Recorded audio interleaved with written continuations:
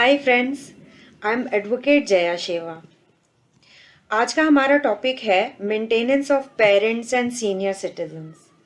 इससे पहले वाले वीडियोस में मैंने कवर किया था कि सपोज अगर कोई पुलिस स्टेशन पे एफआईआर फाइल नहीं करता है तो आप कौन से स्टेप्स और प्रोसीजर्स फॉलो कर सकते हो in order to get your FIR registered.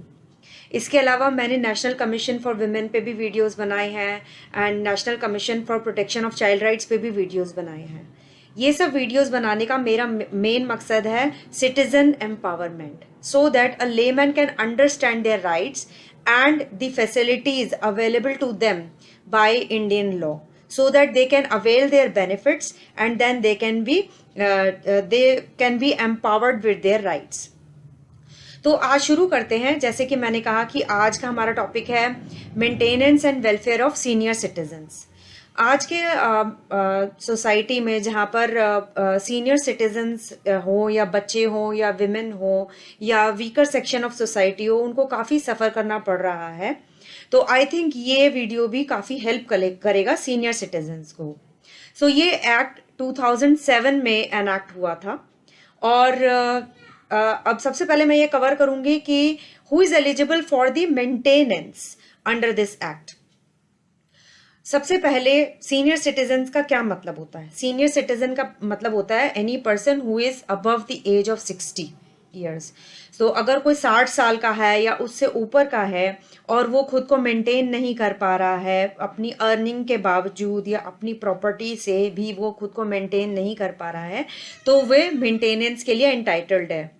उसके अलावा कोई भी पेरेंट, चाहे वो सीनियर सिटीजन हो या ना हो, वो कोई भी पेरेंट हो सकता है। सपोज उसके बच्चे हैं, बायोलॉजिकल पेरेंट है, स्टेप फादर है, स्टेप मदर है, एडॉप्टिव पेरेंट है, कोई मतलब it depends on from one case to another. ठीक है, और ये ज़रूरी नहीं है जैसा कि मैंने अभी बोला कि वो सीनियर सिटीजन हो। और ये जो पेरेंट है ये खुद को मेंटेन नहीं कर पा रहे हैं अपनी अर्निंग के द्वारा या अपनी प्रॉपर्टी जो वो ओन करते हैं उसके द्वारा, तो वो भी मेंटेनेंस के लिए एंटाइटल्ड है अंडर दिस एक्ट। इसके अलावा अगर कोई पर्सन इनकेपेबल है इस एक्ट के अंडर एप्लीकेशन फाइल करने के लिए, तो फिर वो क्या कर सकता है? वो किसी भी पर्सन को ऑथराइज कर सकता है कि आप मेरे बिहाफ पे एप्लीकेशन फाइल कर लो, या फिर कोई ऑर्गेनाइजेशन होती है जैसे एनजीओज होते हैं वो भी इस ऑथराइज उनको भी कर सकते हैं एज ए सीनियर सिटीजन और अ पेरेंट एप्लीकेशन फाइल करने के लिए इस एक्ट के अंडर। और ऐसा भी हो सकता है कि ट्रिब्यूनल जो होती है जो सीनियर सिटीजन्स की जो ट्रिब्यूनल होती है, सीनियर सिटीजन्स की मेंटेनेंस की एक ट्रिब्यूनल होती है, वो भी कॉग्निजेंस सो मोटो ले सकती है। अब सबसे पहले जैसे कि मैंने बताया कि वो अपनी अर्निंग और प्रॉपर्टी के द्वारा खुद को मेंटेन नहीं कर पा रहे हैं, तो प्रॉपर्टी क्या होती है?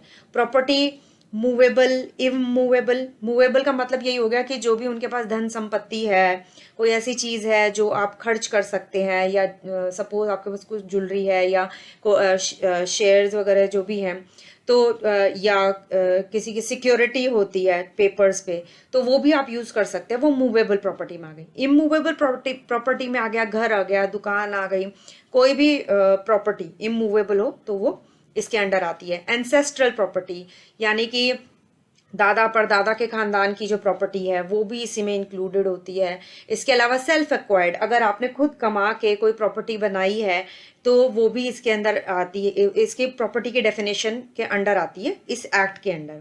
इसके अलावा टेंजिबल, जिसको आप छू सकते हैं, जिसको कंज्यूम किया जा सकता है, इनटेंजिबल, जिसको कंज्यूम ना किया जा सके, इसके और मेंटेनेंस, ये सारी चीज़ें इसके अंडर आती हैं। इसके अलावा मेंटेनेंस का मीनिंग क्या है इस एक्ट के अंडर? मेंटेनेंस क्या, किस चीज़ को मेंटेनेंस कहा गया है? तो जो चीज़ें बेयर सर्वाइवल के लिए ज़रूरी होती हैं, जैसे कि फूड, क्लोथिंग, शेल्टर, खाना, कपड़े और जो शेल्टर रहने की जगह प्लस क्योंकि ये ओल्ड एज पीपल के लिए है और पेरेंट्स वगैरह के लिए है, तो इसमें मेडिकल अटेंडेंस और ट्रीटमेंट भी इंक्लूड किया गया है। इसके अलावा ये जो सीनियर सिटीजन्स हैं और ये जो पेरेंट्स हैं, किसके अगेंस्ट मेंटेनेंस फाइल कर सकते हैं?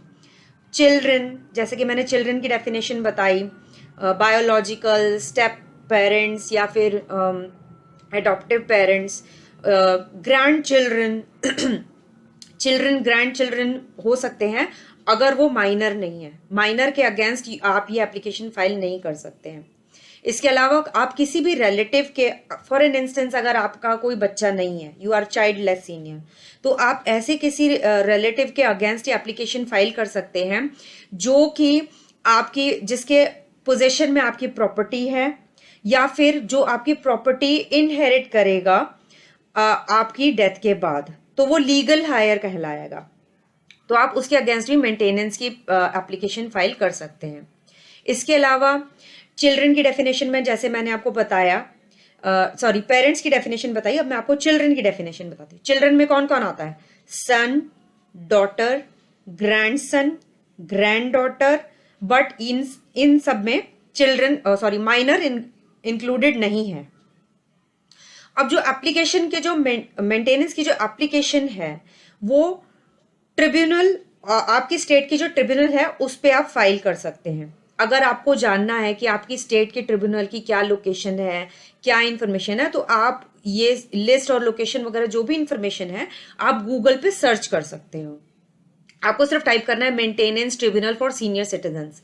सो आपके स्टेट के अकॉर्डिंग आपके पास लिस्ट आ जाएगी।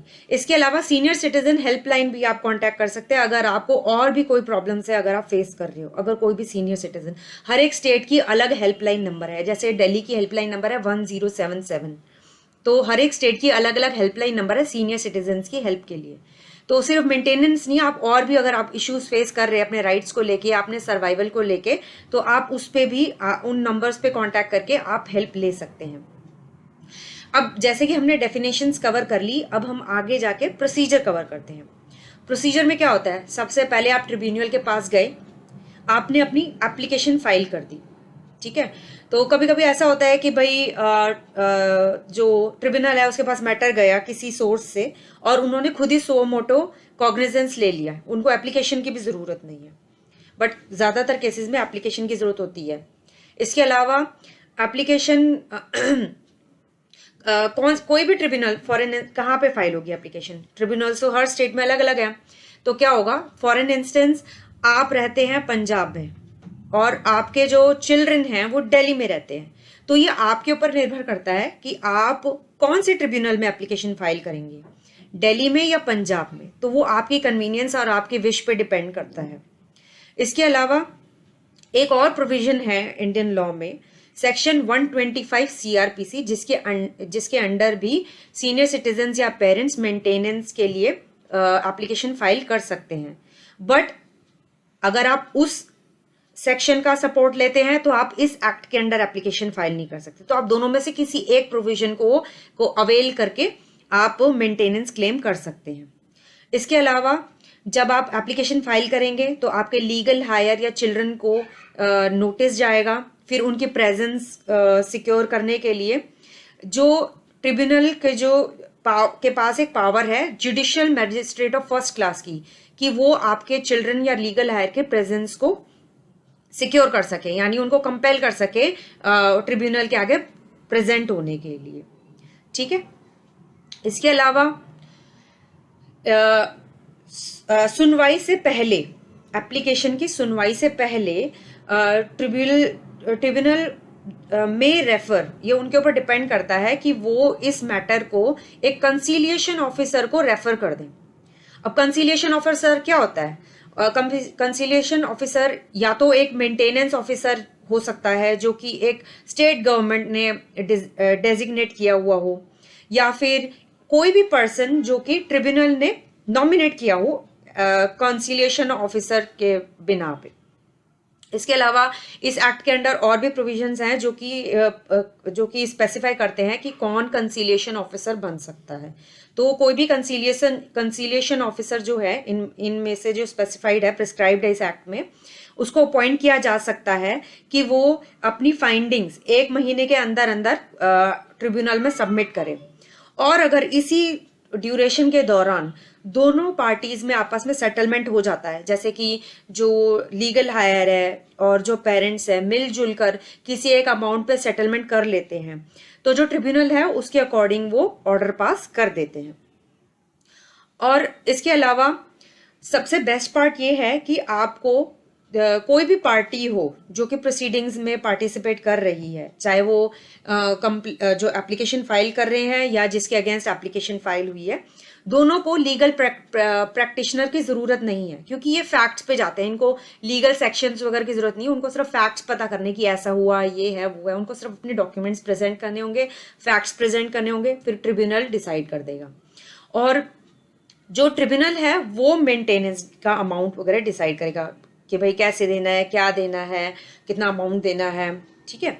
और अगर एक से ज़्यादा लोग हैं जो कि लीगल हायर हैं, तो उनमें जो मेंटेनेंस का प्रोपोर्शन है, तो उन फॉर एन इंस्टेंस अगर 2 लोग हैं जो लीगल हायर हैं, तो उनके बीच में प्रॉपर्टी 50-50% बटेगी, तो उनको मेंटेनेंस का जो अमाउंट है वो भी 50-50 डिस्ट्रीब्यूट हो जाएगा।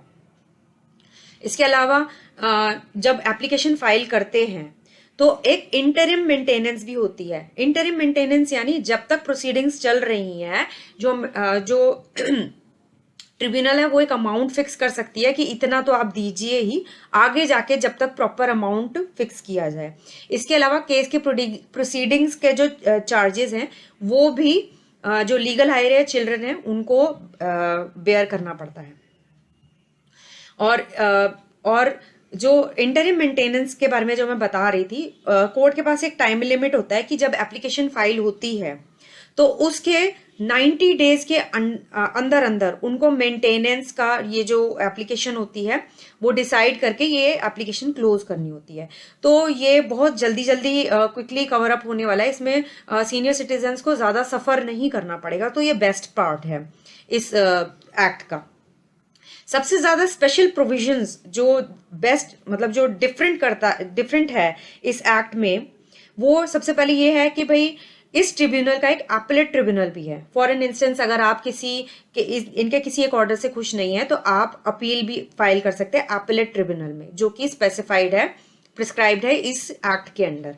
इसके अलावा जैसे कि मैंने कहा कि या तो आप CRPC के सेक्शन 125 के तहत या फिर इस एक्ट के अंडर आप एप्लीकेशन फाइल कर सकते हैं। तो अगर आपने इस एक्ट का शेल्टर लिया है तो आप सिविल कोर्ट्स के पास नहीं जा सकते, आपको ट्रिब्यूनल से ही अपना इश्यू रिजॉल्व करवाना पड़ेगा।